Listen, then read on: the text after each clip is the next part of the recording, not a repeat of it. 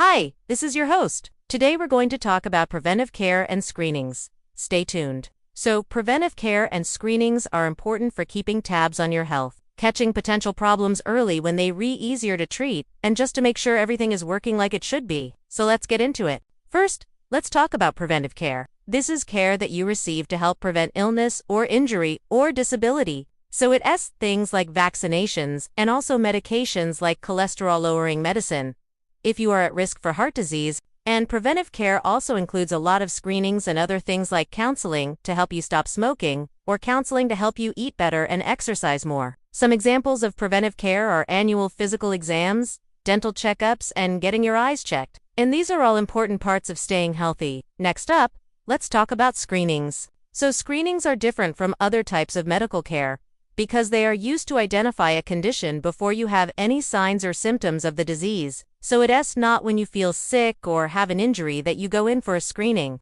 It's on a regular basis to look for the potential for problems. For example, a mammogram or breast cancer screening doesn't usually cause any pain, but it can find breast cancer before you or your doctor can feel a tumor. That's why it's called early detection and screening. Another great example is a colonoscopy to screen for colon cancer. Now, I know this sounds kind of scary, but it is a really effective screening tool. It allows us to not only look at the inside of the colon and the rectum, but also to take small samples of any areas that look suspicious and then examine them under the microscope to see if there are any signs of cancer. Some screenings are recommended at certain ages. For example, boys and men might be screened for prostate cancer starting at age 55, and women may be screened for breast cancer with mammograms starting at age 40. But it's important to remember that everyone is different, and your doctor may recommend screenings earlier or later, depending on your individual risk factors. So that could be family, history, or lifestyle, or other things that might put you at higher risk for certain diseases. So let's say that a screening test does find something that is abnormal. Well, that doesn't always mean that you have cancer or some other serious disease.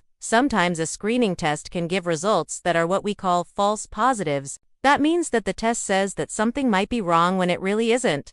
And that happens fairly often. But if a screening test does find something that is actually wrong, then it can save your life. It can help find the problem early when it's easiest to treat. But even if a screening test doesn't find anything wrong, it's still a good feeling knowing that you've done all you can do to keep yourself as healthy as possible. Now, there are some downsides to screenings. Some screenings can cause physical discomfort, like a mammogram can be painful, and a colonoscopy requires a very thorough cleaning of your bowel.